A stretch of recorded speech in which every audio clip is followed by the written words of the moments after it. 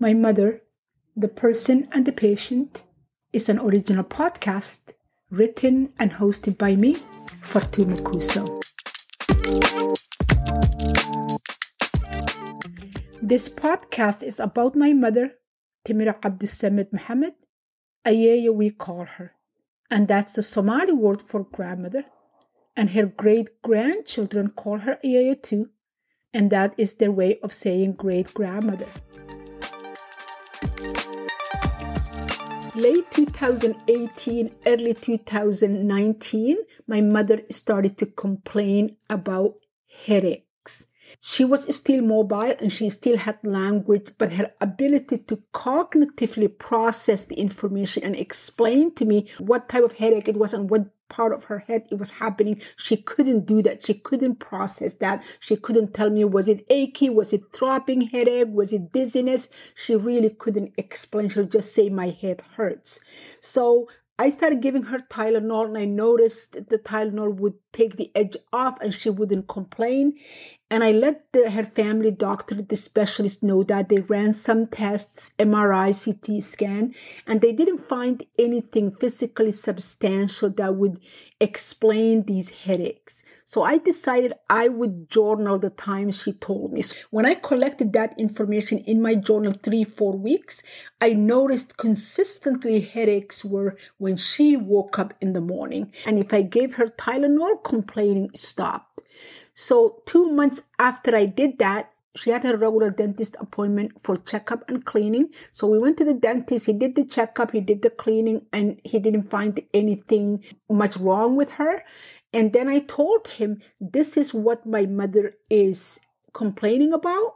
And it's usually in the morning when she wakes up. So he checked her mouth, did a couple of things, and he said, I think she's clenching her teeth all night long, and that is what's causing the morning headaches.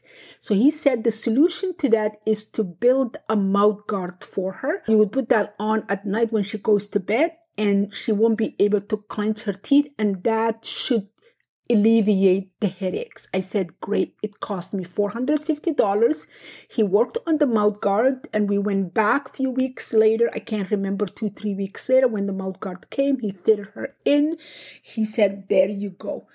But because my mother's cognitive ability, memory diminished, if I explained to her to keep this mouth guard on because of this reason, she'll say, okay. But 10 seconds later, she's taking it out.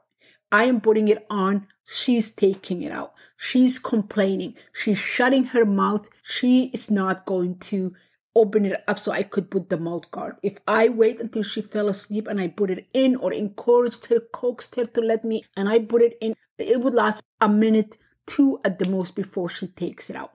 After a couple of weeks of playing that game of back and forth, me putting it in, her taking it out, me putting it, her taking out, the two of us fighting over whether it should stay in and it should come out.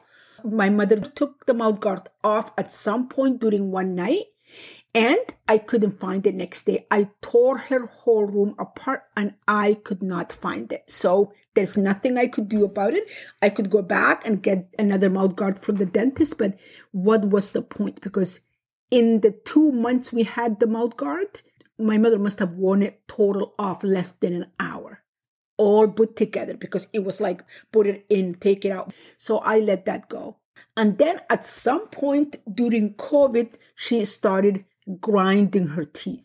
So when I noticed her grinding her teeth, I started jotting it down. What time of the day was she grinding her teeth?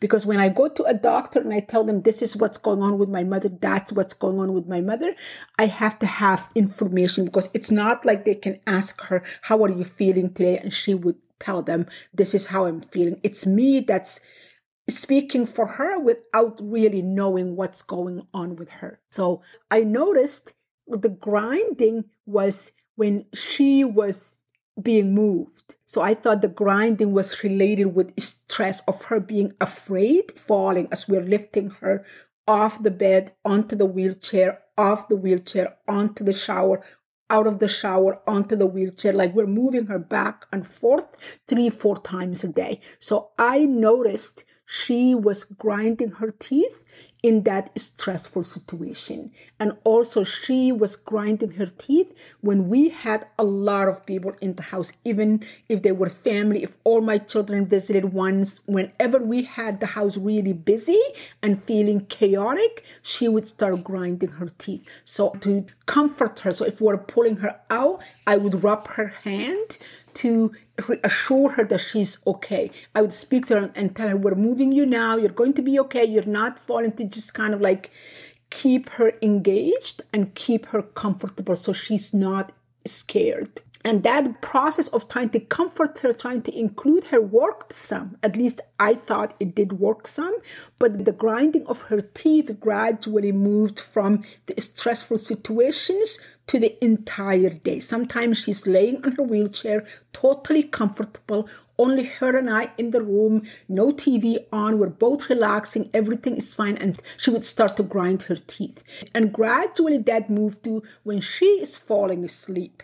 And then after that, it was as soon as she woke up, when she's relaxing, she would do it when she's about to fall asleep until she falls asleep. When she's in a deep sleep, she doesn't do it. As soon as she begins to be aware, like 5, 4 in the morning, she starts grinding. I would tell her, Mom, stop grinding. Mom, stop doing this. Mom, I'll call her, try to get her attention. It was all the time. And I realized she's using it now to soothe herself and make herself comfortable when she's falling asleep, when she wakes up, when she's just relaxing. So I decided, like the mouth guard, I was going to let go of the grinding. Just see it as a part of the process, and I cannot change it.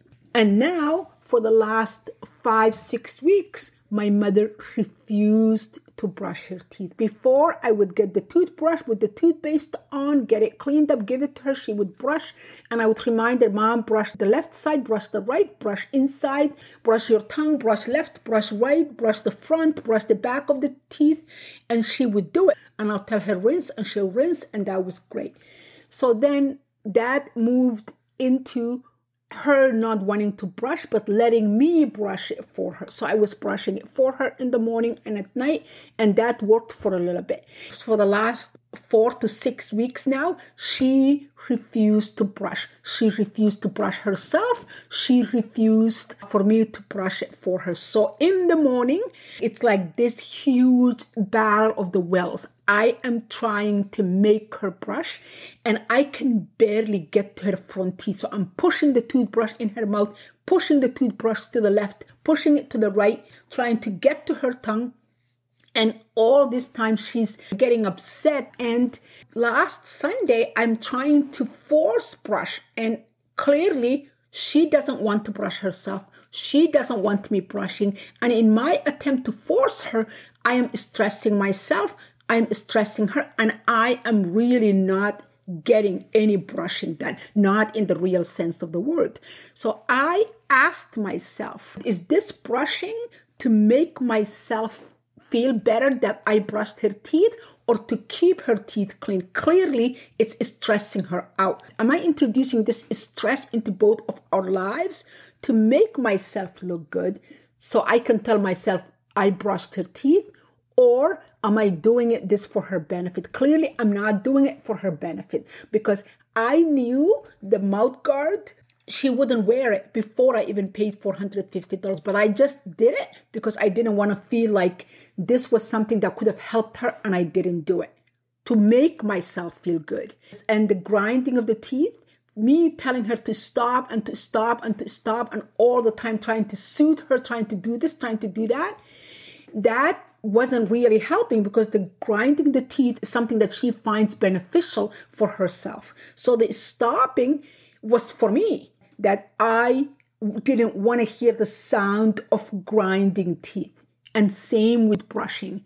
So me forcing the toothbrush in her mouth is for me to feel good that I brushed her teeth. Assessing it like that and understanding it, things that I'm doing that are not beneficial to my mother, but intended to make me feel better, are not helping anybody, rather making the situation more difficult. Getting to that understanding has made all the difference.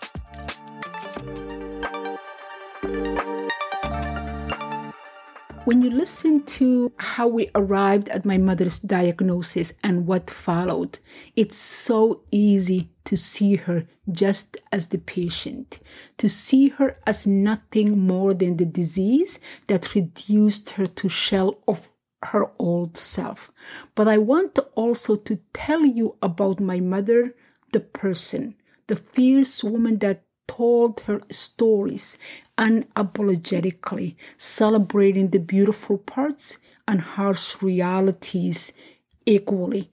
I want to share with you the stories she told us about her life as a girl growing up in a small village, the tales that marked her adulthood.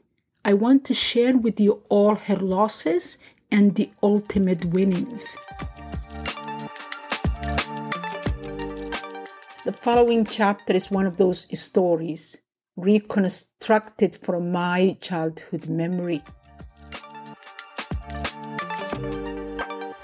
The sun felt closer to the ground that day, the heat pressing down on every creature below it. Timiro, her face furrowed with frustration, stood in the middle of the communal shower. Rows and rows of dirty stalls stared at her, mockingly. Her hands gripped the wooden handle of the mop as she stared at the dirty tiles in front of her. Drops of sweat trickled down her temples, mixing with the grime on her skin from the mess hall cleaning she'd finished 15 minutes ago. The showers were her latest assignments, which felt heavier than the world's burdens. As she scrubbed vigorously, her mind replayed the conversation with her husband earlier that morning. She'd explained it to him, her feeling of being unfairly treated by Layla, the base captain's wife. Other women get easier chores and work in groups, she told him. Maybe you should speak to her, Mohammed suggested. Let her know how you are feeling. She knows it. How her husband couldn't see the action was intentional was beyond Timiro. No point in me telling her. Timiro, don't assume that. Mohammed spoke to her firmer than ever. Speak to her, I beg of you. He wasn't looking at her when he said that. For the first time since they met, Timiro felt like her husband wasn't on her side. Did he not believe her? The question formed in her mind. It was all she could do not to give her thoughts an outlet. For those words, once uttered, had the power to wound. We don't know how long until the next transfer. Mohammed looked at her directly. And I want you to find peace in the meantime. He said it as if he'd read her mind and wanted to reassure her he was in her corner. Her fingers clenched the mop's handle as she muttered to herself, Mohammed is right. Why should I be stuck cleaning the showers alone? I would speak to her.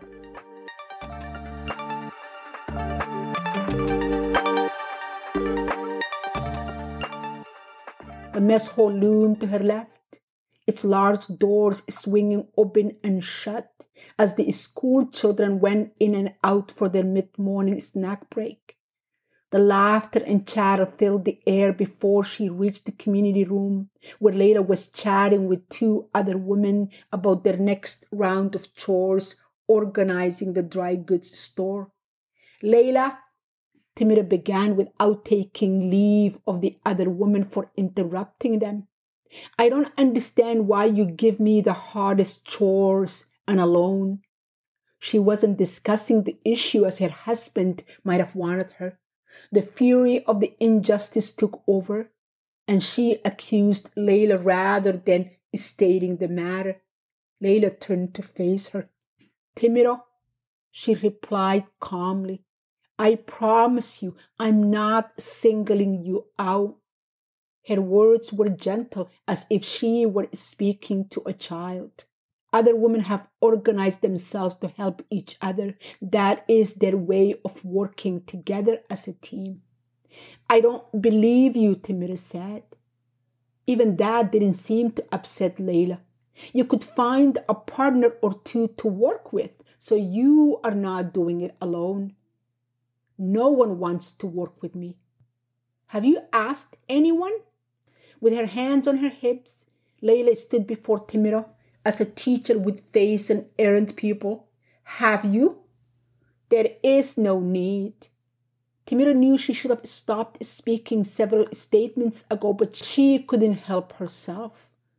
Like the vomit she'd heard at the beginning of her first pregnancy, the words were leaving her lips, and she didn't have the power to stop. I know they won't. Layla stared at Timira a few seconds as if weighing how much of her words she would waste on her. She must have settled on 0 because she only tisked, turned to the other woman and resumed the chat Timira had interrupted. Feeling dismissed and deflated, Timira returned to the shower hall and continued scrubbing the stalls, her heart heavy with resentment.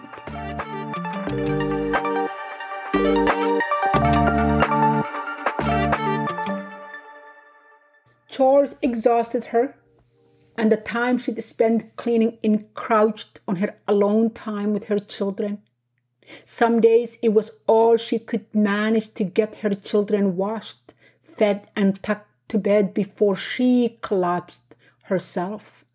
Even when she managed to steal a few moments in her favorite place, at the back of the base, a small oasis of greenery amidst the jumble of broken equipments, she couldn't find peace. Along with her children, they continued to discover new plants, but the resentment within her shadowed the joy of their new findings.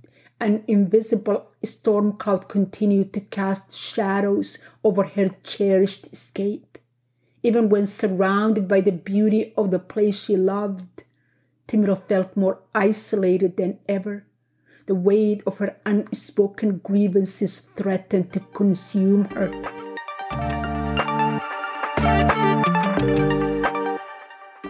I will speak to the captain, Mohammed said one of those nights when Timira was so exhausted she couldn't even finish eating her dinner. I don't want you to, Timira said. She wanted nothing more than her husband to speak for her, to show Layla and the others she had support in him, but she did not want him to create enemy in the base. He was comfortable, had good relationship with the men in his battalion. She didn't know what would happen if he complained to the captain about his wife. Why? Because I need to take care of it. But you couldn't. They're not listening to you.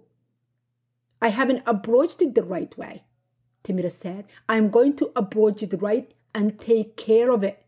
Are you sure? Yes, she said, and added a smile, forced smile for good measure. But if you can't, I will have to speak to the captain, he said. Yes, if I can't, Timira said.